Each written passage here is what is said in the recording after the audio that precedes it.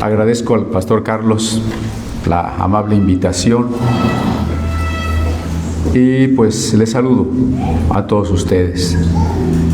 Les saludo a nombre del Museo de la Biblia, su nombre largo, oficial, MANA, Museo de las Sagradas Escrituras, que este año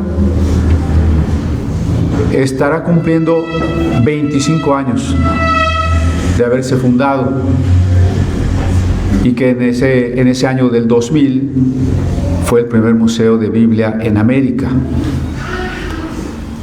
Y que comenzamos con unas 100 Biblias que a su vez yo había empezado a juntar en 1974.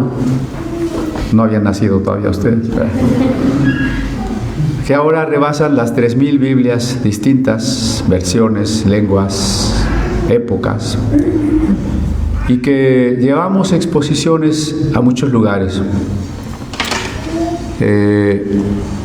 Más de 140 exposiciones en estos 25 años, en universidades, casas de cultura, bibliotecas, iglesias. Por lo pronto aquí en Jalapa, les comentaba yo ayer, hemos estado varias veces en el colegio preparatorio, en el Congreso del Estado, en la Biblioteca Carlos Fuentes, en el Arzobispado y en diferentes iglesias con pláticas, y en el Ágora también con pláticas y diferentes espacios. Esperamos venir en agosto con Axel al Ágora otra vez, ¿no? Pero ahora sí con la exposición en el Ágora. Y bueno, pues reciban un saludo entonces de esta institución cultural que es el Museo de la Biblia, que también imparte 4 carreras en ciencias bíblicas, en las lenguas, los idiomas bíblicos, en la teología y en la música. Estamos siempre para servirles a través de la bibliografía, a través de conferencias, de consultas. Y pues reciban también un saludo de Comunidad Apostólica, es la iglesia donde yo sirvo. Se llama así porque he querido que cada hermano se vea como alguien que a su vez va a ser un enviado a llevar el Evangelio. Digamos, la palabra apóstoles quiere decir enviado, ¿no? Entonces, Comunidad Apostólica es que todos seamos enviados, todos vayamos a predicar el Evangelio. Si nos cambiamos de ciudad, allí levantemos una iglesia y se predique el Evangelio, ¿no? Entonces reciban ese saludo. En el trabajo secular, yo estoy como académico en la Universidad Nacional Autónoma de México. Tenemos también una comunión de iglesias y pastores que no forman denominación, sino comunión, y hay presbiterianos, bautistas, pentecostales y metodistas y de todos, ¿no? Y pues también ese privilegio de que nos inviten a muchos lados, como es el caso aquí, para compartir algo, si es que se quedan despiertos hasta el final. Bueno, todo lo que pasa es porque Dios quiere. ¿Sí o no? Sí. Pues no. Pues no. Dios está en control. ¿Sí o no? Pues no. Además es una pésima redacción tomada del inglés. En español diríamos Dios tiene el control. Si usted oye que alguien dice Dios está en control, se lo copió a un misionero que apenas hablaba español, ¿verdad? Pero no. Esas son frases que no están en la Biblia, curiosamente. A ver, dígame el versículo donde dice que todo pasa porque Dios quiere. O un versículo, Dios está en control, es apócrifo, ¿no? Oiga, pero si hay uno que dice que no se mueve la hoja del árbol sin la voluntad de Dios, ¿no? Ese sí. Ese sí está en el Corán, no está en la Biblia. Entonces, ¿cómo está la cosa? Bueno, no vamos a responder a todas nuestras preguntas porque estamos hablando de un terreno que ya está en el misterio, ¿no? El gobierno de Dios sobre el mundo, que se conoce como providencia divina. No podemos tener todas las respuestas al gobierno de Dios sobre el mundo, pero tenemos algunos mensajes muy claros de las Sagradas Escrituras, como en el pasaje que leímos al principio. En Romanos 12, vamos a dar tiempo para que todos lo tengan a la mano, o tal vez en la pantalla, o tal vez en su teléfono, pero todos, Romanos 12, versos 1 y 2.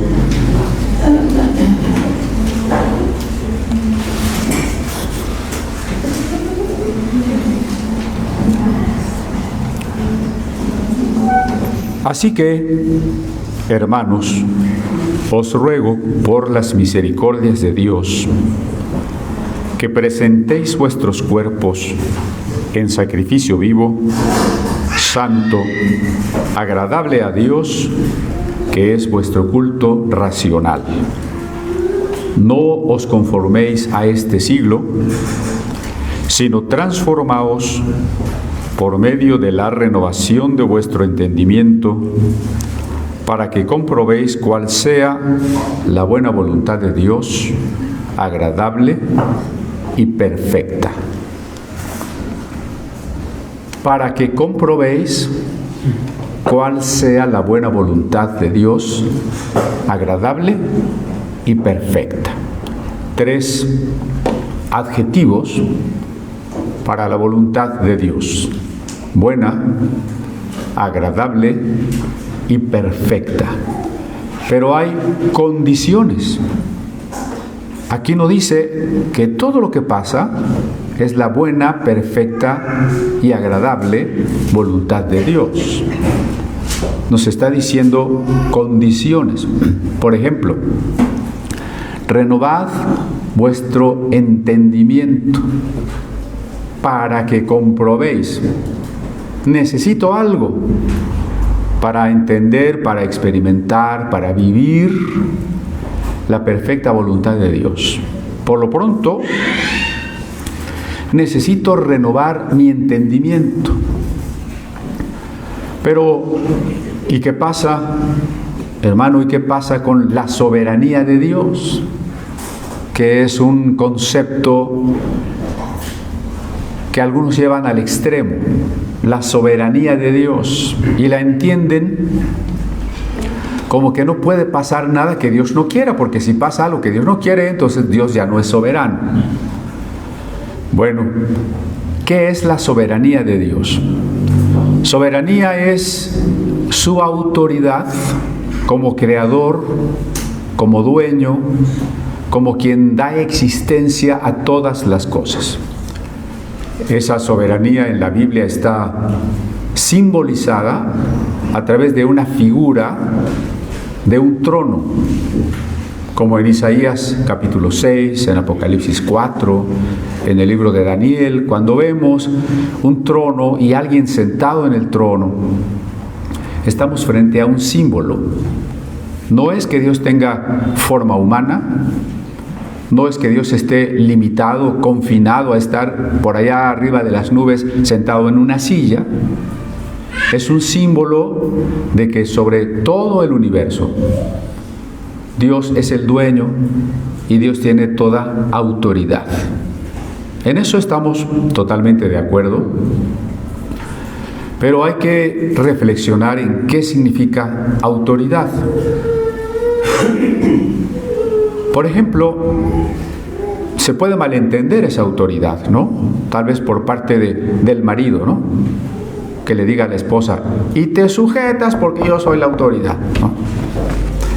Bueno, ese es un malentendido.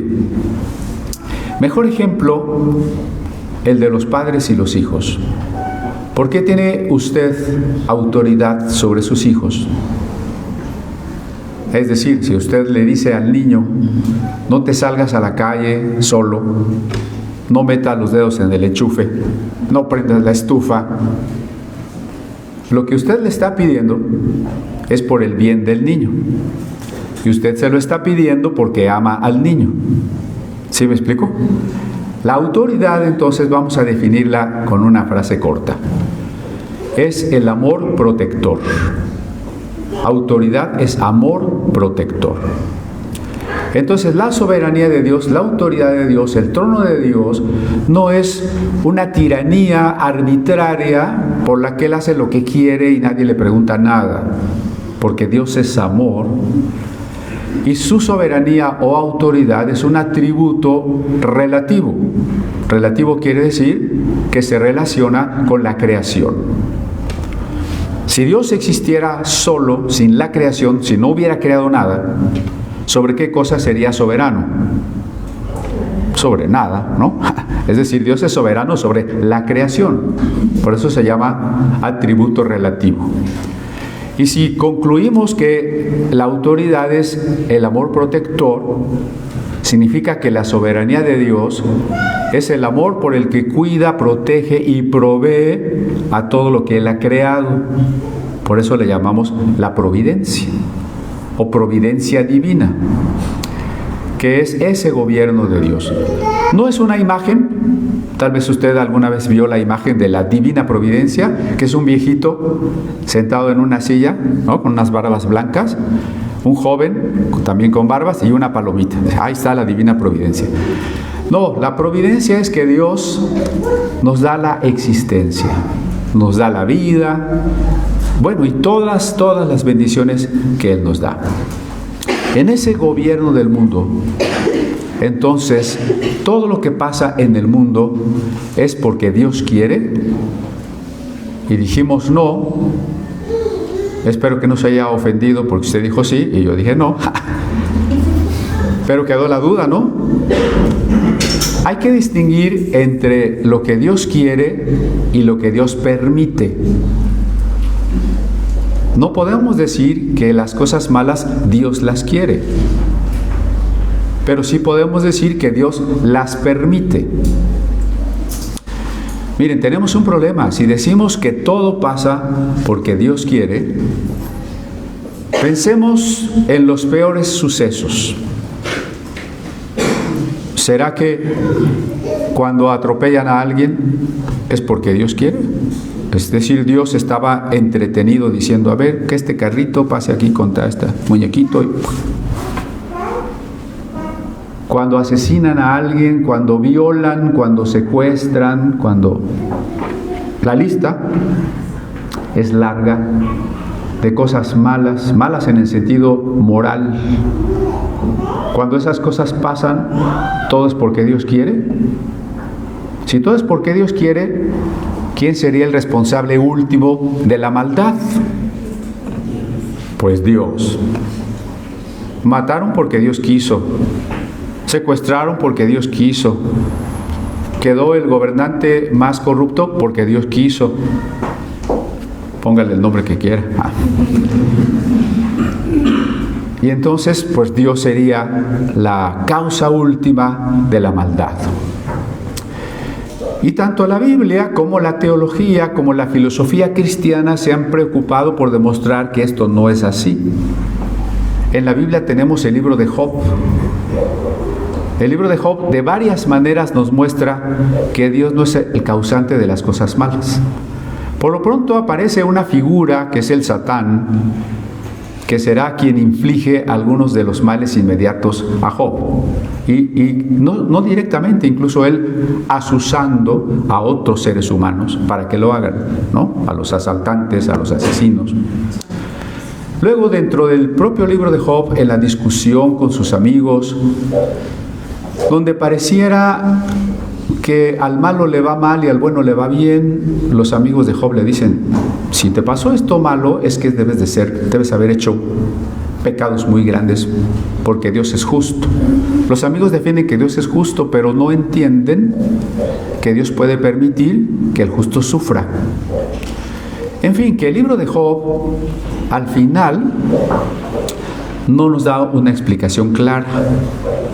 Solo nos deja patente una verdad. Dios es justo. Nosotros no entendemos por qué hace las cosas y por qué permite las cosas. Y por eso el libro termina con una serie de preguntas que el hombre no puede contestar. Si tú no puedes contestar cómo funciona la creación de Dios, no puedes contestar cómo se forma una criatura en el vientre, por qué cae la nieve o por qué nace el pan, si no puedes contestar eso, menos puedes contestar cómo Dios gobierna el mundo. El libro de Job es en muchos sentidos una teodicea. Teodicea quiere decir una reflexión sobre la justicia de Dios, que es este gran problema desde la antigüedad, ¿no? Y que a veces la gente pregunta o nos puede llegar a decir cuando le predicamos el Evangelio: no, yo no creo en Dios porque si hubiera Dios, ¿por qué hay guerras? ¿Por qué hay pecado? ¿Por qué hay niños prostituidos? ¿Por qué hay niños con cáncer? ¿Por qué hay hambre? ¿A quién le han preguntado eso? ¿Y quién se lo ha preguntado? De ustedes mismos, ¿quién se lo ha preguntado? Ya no quisieron decir. Es una pregunta, ¿no? Y algunos concluyen, bueno, pues entonces Dios no existe. Unos filósofos con los que discutió Pablo, que se llamaban epicúreos, decían: o Dios es malo o Dios es impotente. Porque si el mal existe, pudiendo él terminar con él, entonces, y no termina con él, Dios es malo. Y si el mal existe porque Dios no puede acabar con él, entonces es impotente. Pero el libro de Job nos demuestra que la razón por la que Dios permite el mal nos es ignorada, pero que tenemos que saber cuál es el carácter de Dios. El carácter de Dios es, en primer lugar, que mencionamos hace un momento: Dios es amor. Nada contrario al amor puede provenir de Dios. Dios no niega su carácter. Si Dios negara su carácter, déjenme expresarlo de esta manera: si Dios pecara, sería el suicidio divino. Pero Dios no puede dejar de ser. Entonces, todo lo que venga de Dios es amor. Y Dios es santo, y Dios es justo, y Dios es bueno, y Dios es fiel, y Dios es misericordioso. Si alguien nos quisiera acusar y decir: no, es que tú pretendes juzgar a Dios, tú pretendes limitar la soberanía de Dios, yo le tendría que decir: no, yo estoy tomando de la revelación de lo que Dios ha dicho de su propio carácter, ¿no? O sea, yo lo que estoy afirmando es lo que la Biblia dice con claridad acerca del carácter de Dios. No hay duda de que Dios es santo, de que Dios es bueno, de que Dios es amoroso. Y por eso, nada contrario a estas cualidades morales podemos atribuirle a Dios. Ha habido doctrinas ocultistas y herejías que piensan en un Dios dual. Solo les voy a mencionar una, que es una doctrina judía, que se llama la Cábala, y que hay que estar muy atentos porque es una doctrina seductora. Y no vaya a ser que cuando el pastor Carlos me vuelva a invitar y le diga: oye, ¿y el hermano fulano ya se fue con los cabalistas? Los cabalistas piensan que Dios tiene una parte buena y una mala, una luminosa y una oscura. Y su parte luminosa es su parte masculina y su parte oscura es su parte femenina. Y entonces ellos dicen: lo bueno y lo malo pasa porque Dios quiere. Entonces es un Dios partido en dos.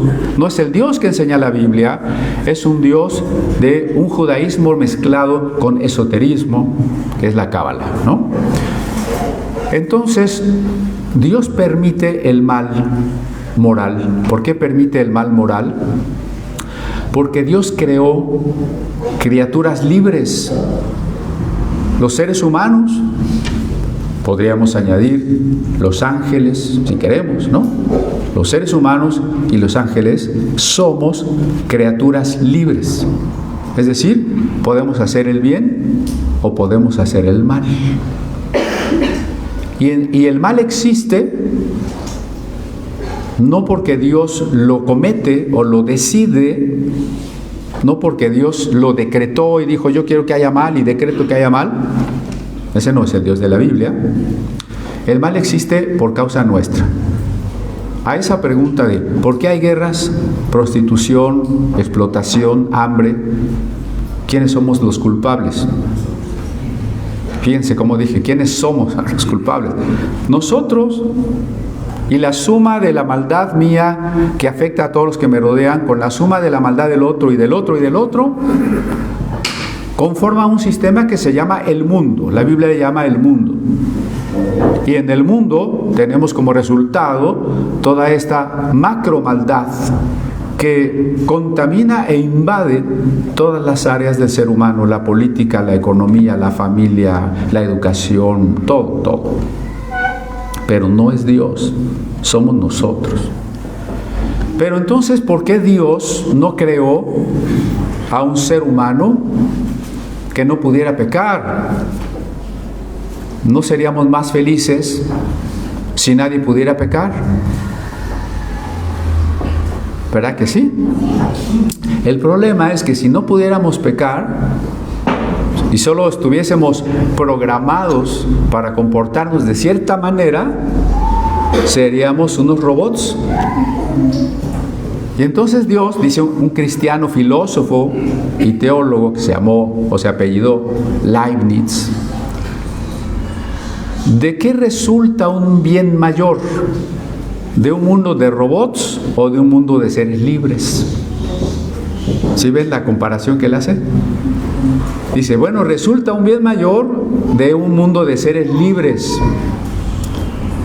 Porque aunque en un mundo de seres libres existe el mal, el resultado final es mejor.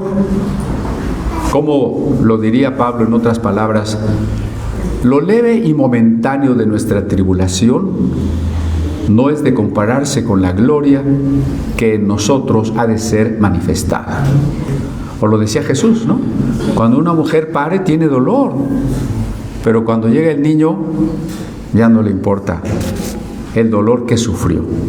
Así, el final de la historia, con los millones y millones que vamos a tener un cuerpo resucitado y disfrutar de Dios eternamente, es un resultado mejor a pesar del mal y el sufrimiento que hubo en la historia. Y Dios escogió hacer un mundo de hombres libres que un mundo de robots, ¿no? Esta es la teodicea de Leibniz, que finalmente él inventó, descubrió el cálculo infinitesimal, y con ese pensamiento en mente dijo, vamos a calcular cuál resultado es mejor, todos estos males o todos los bienes. Y dijo, pues todos los bienes. Entonces Dios creó un mundo de seres libres, ¿no? Espero no estarme haciendo bolas. A ver, reasumamos. No todo pasa porque Dios quiere, porque Dios es bueno, santo y justo, y las cosas malas no pasan porque Dios quiere. Dios las permite. ¿Por qué las permite? Porque creó un mundo de seres libres. ¿De acuerdo? ¿Hasta ahí más o menos? ¿Por qué teníamos que ser seres libres? ¿Por qué es mejor ser libres? Porque ya dijimos que Dios es amor. Y Dios nos creó para que conozcamos, sintamos, vivamos ese amor que es Él y podamos amarle.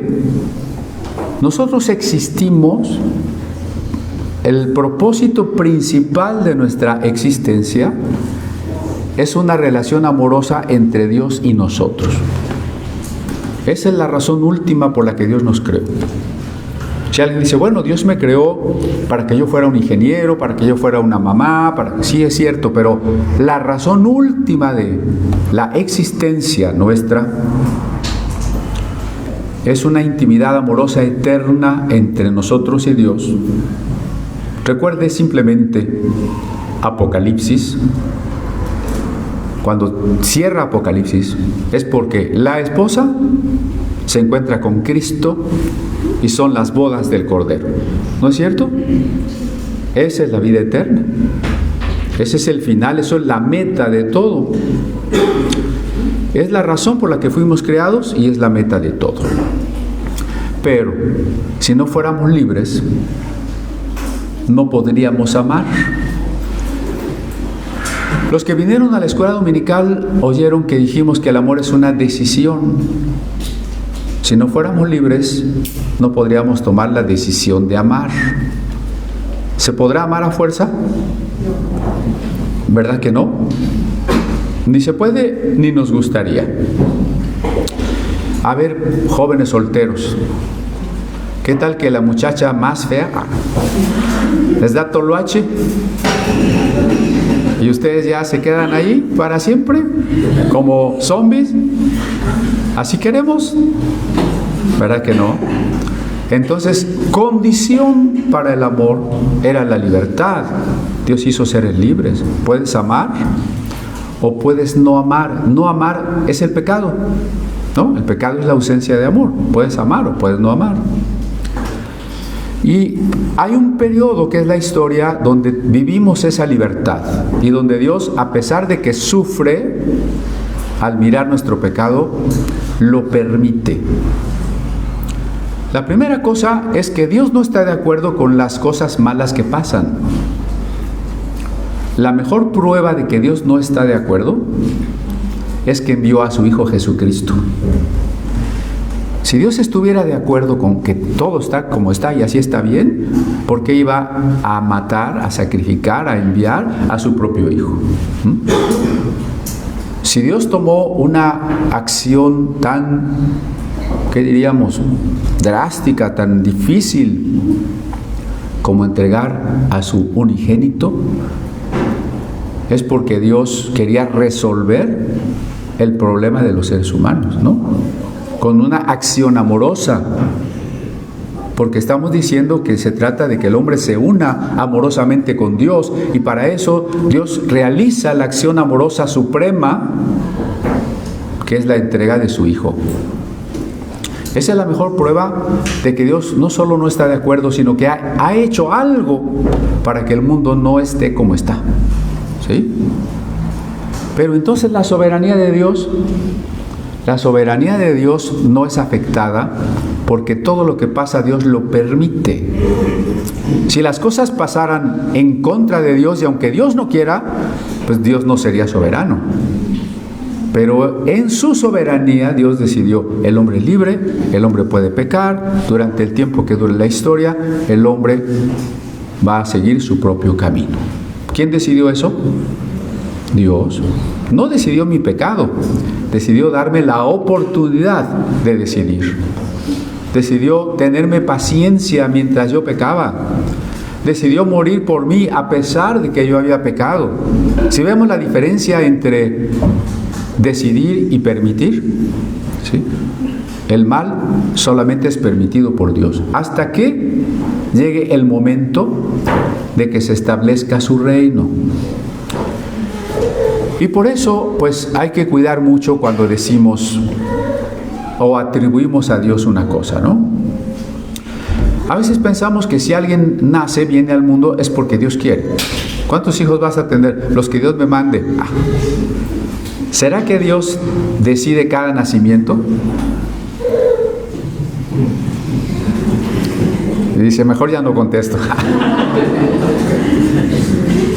Una pareja no puede tener niños y va a fertilización asistida y es un niño de probeta y vino al mundo así porque Dios quiso. O un hombre es irresponsable y tiene un montón de mujeres y a todas las embaraza. Cada niño de esas mujeres vino porque Dios quiere. No soy irreverente porque no estoy culpando a Dios, pero fíjense lo que eso implicaría. Este hombre que tiene 6 mujeres y con las 6 tiene hijos, pues es como un siervo de Dios porque está trayendo al mundo todos los niños que Dios quiere. ¿No? Ahora del otro lado, si se murió es porque Dios quiso. Casi no falta un velorio donde digan, bueno, pues es que fue la voluntad de Dios. ¿Cómo fue la voluntad de Dios? A ver, viene un sicario ahorita, ¿no? Bueno, no, aquí no viene por la otra iglesia de la otra cuadra, ¿no? Y mata a varios ahí. Se murieron 10. ¿Eso qué quiere decir? Que Dios quería que esos 10 se murieran.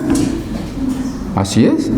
Entonces el sicario, que es un siervo de Dios, que nomás le mandó los que Dios quería, que ya se fueran, ¿no? Los niños abortados, ¿por qué no nacieron?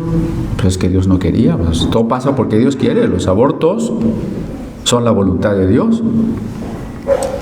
Y así podemos multiplicar las cosas y llegamos a los absurdos, ¿no? Digamos, la persona que tiene una enfermedad y hace todo lo que no debe y come todo lo que no debe y no se toma los medicamentos y se muere en 2 meses, ¿se murió porque Dios quería? ¿O por descuidado, indisciplinado y tragón? O sea, no podemos confundir nuestra libertad, nuestra responsabilidad, incluso nuestra culpa con la voluntad de Dios, ¿sí? Con la voluntad de Dios. Y entonces, ¿cómo podemos saber nosotros la voluntad de Dios? Porque es la tarea primordial. Si nos preguntáramos, ¿cuál es en mi vida la tarea que yo tengo, la función más importante? La respuesta es hacer la voluntad de Dios.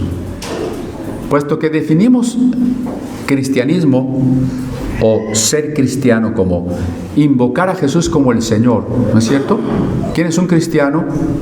El que invoca a Jesús como el Señor. Y Señor quiere decir el dueño, el amo, el rey. Si Él es el dueño y el amo, ¿qué soy yo? El siervo. ¿Y el siervo qué debe de hacer? La voluntad de su Señor. La vida cristiana, si consiste en reconocer a Jesús como el Señor, entonces la vida cristiana es hacer la voluntad del Señor. ¿Y cómo voy a saber la voluntad del Señor? Pues ya lo leímos aquí. Volvamos a nuestro pasaje de Romanos.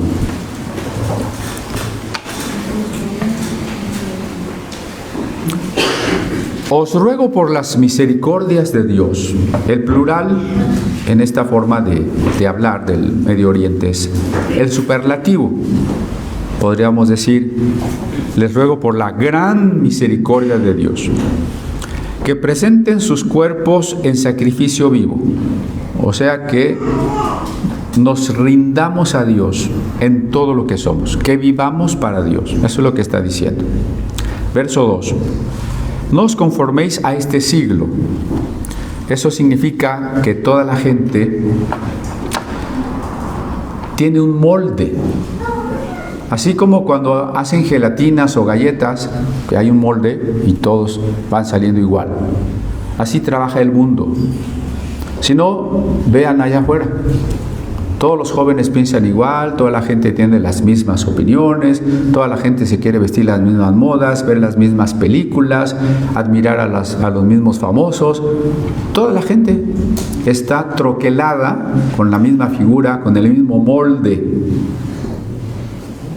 Y lo que está diciendo el Espíritu Santo aquí es: rompan el molde. Rompan el molde, pero de verdad, porque los jóvenes rebeldes que quieren negar los valores, dicen, vamos a romper moldes. No es cierto, lo único que están haciendo es meterse en un molde nuevo de esclavitud, de maldad, de confusión. El Espíritu nos lleva a verdaderamente romper el molde del mundo. ¿Y cómo se rompe el molde del mundo? Dice aquí, transformando el espíritu de la mente, o sea, la manera de pensar. Tenemos que transformar la manera de pensar. Toda la gente piensa de cierta manera. Nosotros tenemos que pensar diferente. Por ejemplo, hablábamos del matrimonio y del noviazgo en la mañana. Voy a relacionar algunos temas con eso.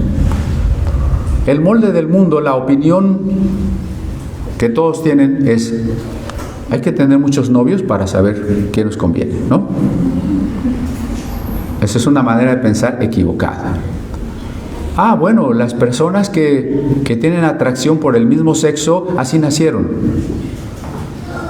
Eso es una manera de pensar equivocada. Es que el amor es amor, no importa la edad o el sexo. Una manera de pensar equivocada. Es que hay que estudiar algo que te deje dinero para que seas alguien en la vida y seas exitoso. Esa es una manera de pensar equivocada. Por las buenas, yo hasta la camisa, pero por las malas ni me busques. Pues es una manera de pensar equivocada, ¿no? Hay muchos moldes, o el molde de este mundo se manifiesta de muchas maneras. Dios dice, tú tienes que pensar de otra manera. Tienes que transformar tu manera de pensar. ¿Cómo se transforma la manera de pensar? Hay que inventar ideas nuevas, ¿no? Porque la publicidad, la mercadotecnia siempre anda a la casa de ideas nuevas. Hasta se llaman creativos, dicen ellos, ¿no?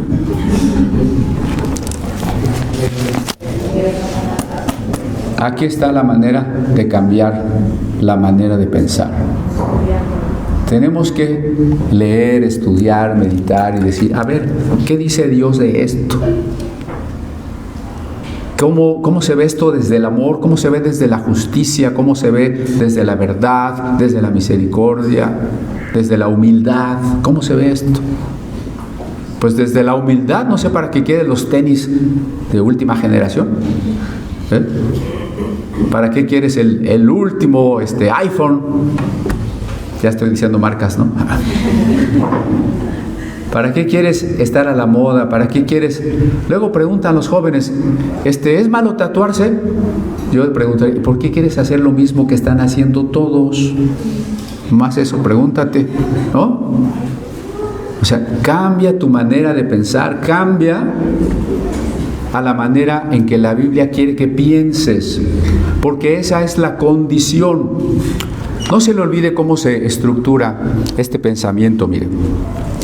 Transformaos por medio de la renovación de vuestro entendimiento, para que comprobéis cuál sea la buena voluntad de Dios, agradable y perfecta.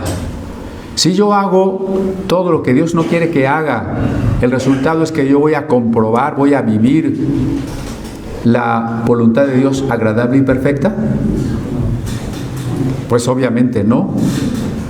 Entonces, no hay tal cosa como que Dios está determinando todo lo que pasa, hasta mis errores, hasta mis pecados. No. La palabra predestinación significa que Dios preparó para mí muchas cosas buenas, bendiciones, agradables, obras buenas, para que yo, cuando llegara el momento, las tomara, las hiciera mías. El problema es que llegó el momento y yo andaba en otro camino. Y yo dejé pasar lo que era mi bendición, y yo tiré a la basura lo que Dios quería para mí. Bueno, ahí tenemos a Esaú, ¿no? Esaú tenía una bendición y dijo, ¿qué me importa la bendición? Denme un plato de lentejas, de los que hace el hermano Frank, ¿no? Entonces, se puede tirar la primogenitura, porque predestinación no quiere decir que va a pasar todo lo que Dios dijo que va a pasar. Quiere decir que Dios a sus hijos les preparó cosas maravillosas. Pero como todo hijo, puede tomarlas o desperdiciarlas, ¿no? Digamos, unos papás ahorraron y le prepararon a su hijo todo para que incluso fuera a las mejores universidades. Pero el hijo salió un burro con B chica, ¿no? ¿Va a poder aprovechar todo lo que sus papás le prepararon? Pues no, ¿sí? Entonces nuestro desafío, nuestro trabajo es que podamos empezar a reconocer qué quiere Dios para nosotros, a entender cuál es su voluntad, a desear su voluntad, a pensar como Dios piensa. Cuando dice, ustedes tienen la mente de Cristo, no es una cosa mágica, ¿no? Yo ya creo, ya tengo la mente de Cristo. Y entonces yo por eso decreto un carro nuevo y lo voy a tener, porque tengo la mente de Cristo. No, tener la mente de Cristo es pensar como Cristo. Y para pensar como Cristo necesito conocer su palabra. Hay personas que me hablan de Jesús o en favor o en contra, pero yo les pregunto, ¿y ya leíste los evangelios? Pues no. Entonces, hay que saber qué quiere Dios para mí. Vamos a relacionarlo, decía, con la plática sobre matrimonio y noviazgo de la mañana, con un ejemplo en Mateo,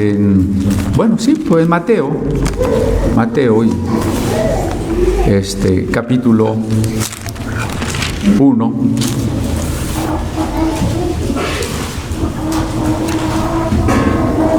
verso 18 y 19. Ustedes conocen la historia de la Navidad, que recién celebramos, ¿no? El nacimiento de Jesucristo fue así. Estando desposada María su madre con José, antes que se juntasen, se halló que había concebido del Espíritu Santo. José su marido, como era justo y no quería infamarla, quiso dejarla secretamente. ¿Por qué dice estaban desposados y a la vez dice su marido? ¿Estaban casados o no estaban casados? Bueno, no estaban casados, pero estaban comprometidos. Y aquí, pues tenemos que ir a las costumbres del tiempo, del contexto, que nos iluminan. No es que estamos obligados, pero son iluminadoras.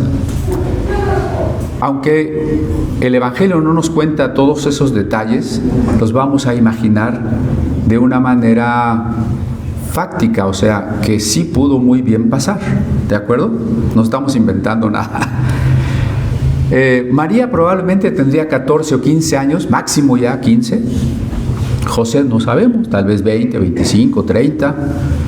Hay una tradición rabínica que dice que el hombre se case con una mujer de la mitad de su edad más 7, ¿no? Póngale que José tuviera 30. Entonces, ¿cómo habrían pasado las cosas? En una época en que esa permisión que hoy se llama noviazgo no existía, ¿por qué le digo permisión?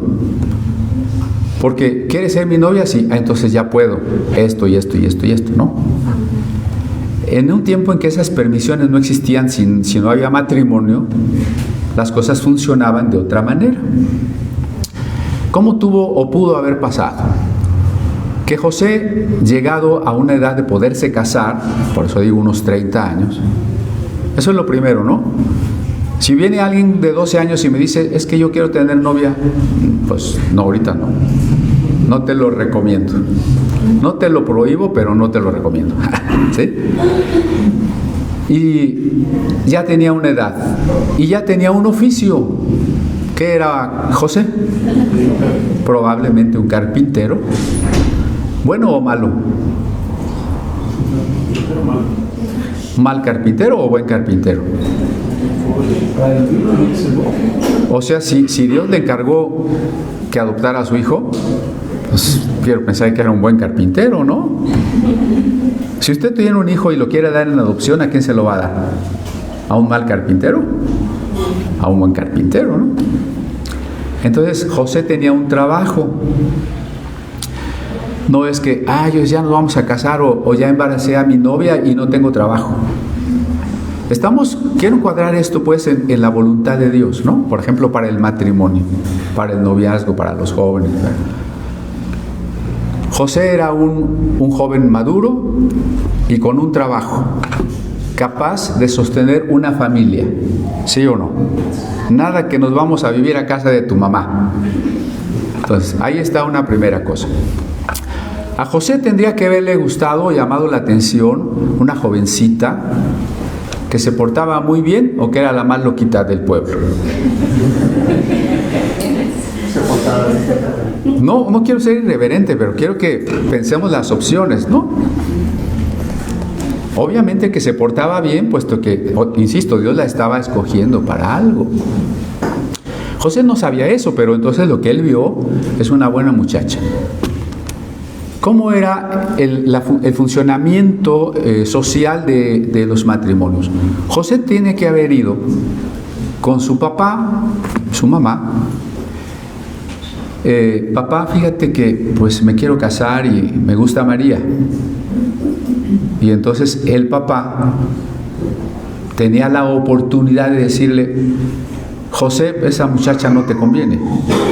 O lo contrario, sí, José, es muy buena tu elección, yo estoy de acuerdo, creo que es una buena muchacha para ti. Tendríamos que suponer que los padres de José vieron en María una pareja adecuada para José. Lo siguiente es que el papá de José tenía que ir con los ancianos de la ciudad, que estaban en las puertas de las ciudades, como sirviendo a la comunidad como testigos, como fedatarios. y tiene que haberles dicho, quiero que me acompañen a pedir a María para mi hijo José. Y entonces el papá de José, con José y los ancianos, tenían que haber ido a la casa de los papás de María. Venimos a pedir a María. Y ahí, pues, por supuesto, los papás de María pueden decir, no, como dice Corintios 7, ¿no? Si el papá no quiere a la hija, pues no la dé. O podrían decir sí. ¿Y qué tuvo que haber pasado en esta historia?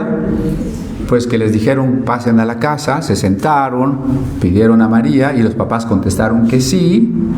Y como se acostumbraba, se bebía una copa de vino, una especie de copa de pacto, porque el matrimonio es un pacto, a manera de dar su anuencia para el matrimonio. Y a partir de ese momento, José y María quedaron desposados, esperando el día del matrimonio, ¿sí? Desposados, es decir, comprometidos, que es el único noviazgo bíblico, ese que es para casarse. Los demás no se valen, ¿eh? Cambiar de novia como cambiar de calcetines no se vale. Entonces, en el periodo del desposorio, ¿qué sucedía? Nos tenemos que adelantar un poquito a lo que pasaría después del matrimonio, que al menos en su situación ideal describe el libro del Deuteronomio. Deuteronomio dice, cuando un hombre se casa, durante un año no tiene que ir a la guerra. Aunque haya guerra, no tiene que ir. Y no tiene que trabajar. Un año se tiene que dedicar a su mujer. Oh, está bueno eso, ¿no? ¿O qué opinan las hermanas? Un año se tiene que dedicar a su mujer. O sea que el noviazgo venía después de la boda. El noviazgo venía después de la boda, cuando el hombre se dedicaba a ir enamorando y cuidando a su mujer intensamente durante un año. Por eso en las bodas, cuando ya decían los declaro marido y mujer, ¿qué gritaba la gente? Beso, beso. Porque era el primer beso. Y ahora, vamos a hacer como 5,584, ¿verdad? Entonces, para que pudiera ser factible este año de dedicación a la esposa, había un año de preparación para la boda. O sea, el desposorio normalmente duraba un año. En ese año María tenía que terminar de aprender todo lo que le iba a tocar en la casa, que era más que ahora, ¿no? Porque tenía que hacer el pan, la ropa, ir al pozo por el agua y tanta cosa que le toca a la mujer, todas las comidas, ¿no? Y el hombre tenía que tener lista la casa con todo lo que se fuera a necesitar en la casa, con los ahorros suficientes para dedicarse a la esposa un año. Porque no va a ir a trabajar, acuérdense, ¿no? Y no se va a dedicar a la esposa un año de ayuno, ¿sí? Entonces, ahí está, en ese periodo, están José y María y no tienen cercanía constante. Porque si no, pues es un peligro real, ¿no? No es que el joven y la señorita son malos, es que son normales, un hombre y una mujer. Y entonces por eso no había esa cercanía. Y como no había esa cercanía, desde la perspectiva de Mateo, un día José ve pasar a María embarazada. Y lo que quiere decir Mateo es que, ¿qué pensó José? María me engañó. Si vemos la perspectiva de Lucas, pues sabemos que el ángel se le apareció a María y le dijo, vas a quedar encinta. Esto para María era muy difícil. Quedar embarazada estando comprometida, ¿qué significaba? Primero, que su boda, su matrimonio, su ilusión se iba por los suelos. Y segundo, una joven comprometida, embarazada y no de su prometido, debía ser apedreada. Para María, aceptar lo que le dijo el ángel significaba la muerte. Por eso dijo que hágase en tu sierva la voluntad de Dios, ¿no? O sea, María es una persona entregada a Dios, José es una persona entregada a Dios. Y de repente ven truncados todos sus proyectos de una nueva familia, una familia en común. Y entonces, si María se va a casa de su prima Elizabeth, el 6º mes del embarazo de Elizabeth, y regresa, pero María vive en el norte, en Galilea, y su prima Elizabeth vive en Judea. Así que necesita varios días de camino para ir, estar por allá un tiempo y varios días de camino para regresar. Por eso cuando María regresa de Judea a Nazaret, es cuando José ya la mira con la protuberancia del embarazo. Y entonces dice, María me engañó. Y ahí José tiene varias opciones. Ir y reclamarle y llevarle una serenata por traidora, ¿verdad? O lo que hubiese sido lo más común, ir con los ancianos que la fueron a pedir y decir, miren, ¿se acuerdan que fuimos a pedir a María? Sí. Pues está embarazada y no fui yo. Y entonces sacarían a María de la ciudad y el padre de María o José tendrían que lanzar la primera piedra, que era la piedra mortal, era un piedrón, ¿no? Y ya todo el pueblo después apedrearla. Pero José dijo, no quiero hacer eso con María, aunque me haya engañado. Por eso dice aquí, José como era justo, justo quiere decir una persona íntegra en su relación con Dios, me engañó, pero si la acuso, la van a matar. No quiero que la maten. No deseaba vengarse, ¿no? Voy a posponer indefinidamente la boda y así la gente va a pensar que yo fui el culpable y que yo después no le cumplí. Y ella se va a salvar, aunque yo lleve esa acusación, ¿no? ¿Sí vemos cómo va funcionando las cosas? Es interesante que María no buscó a José, le dijo, oye José, fíjate que se me apareció el ángel Gabriel. ¿Verdad que no? O sea, no hay esa cercanía que yo les decía. Entonces Dios interviene y un ángel le habla en sueños a José y le dice que María lleva el Hijo de Dios, ¿no? Y entonces José adelanta la fecha de la boda, se une a ella, bajo todos los chismes del pueblo, eso ténganlo por seguro, que mira, se casa de blanco y ve la panza que trae, ¿no? O sea, perdón, pero así se expresa la gente. Entonces, ¿cómo encontraron estos dos jovencitos la voluntad de Dios?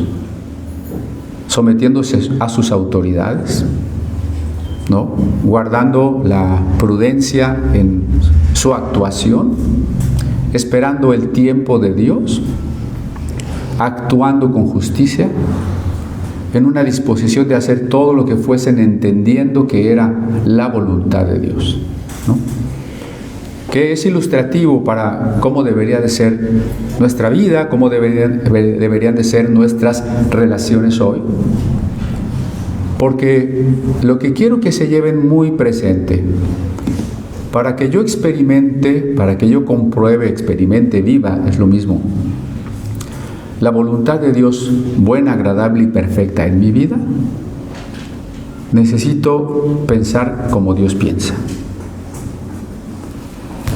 Hay muchísimos casos de jóvenes, bueno, ya no son jóvenes, más bien éramos jóvenes hace muchos años, y muchos de ellos se casaron con inconversos, con inconversas. Resultado, les ha ido muy mal. No solo porque se divorciaron, porque están sufriendo, porque ya no los dejan ir a la iglesia, sino porque sus hijos están mal, verdaderamente mal. ¿Pueden decir estas personas que tomaron mal la decisión de casarse que están viviendo la voluntad de Dios buena, agradable y perfecta? Pues no. ¿Se casaron con un inconverso y sus hijos están perdidos porque Dios quiere? ¿Verdad que no? Entonces, estamos en un ámbito donde no pensamos en un providencialismo ingenuo, o sea, no es, sí, se movió el árbol, Dios quiere, sino donde reconocemos nuestra responsabilidad dentro de las opciones que Dios nos da y que Él nos pide que en el uso de nuestra libertad y de la asistencia de su Espíritu Santo, nosotros aprendamos a pensar como Dios piensa. Y solamente así llegaremos a ir viviendo, comprobando, descubriendo la voluntad de Dios, pero no cualquier aspecto de la voluntad de Dios, mucho menos el aspecto meramente permisivo, sino el aspecto de la buena, agradable y perfecta voluntad de Dios. Amén.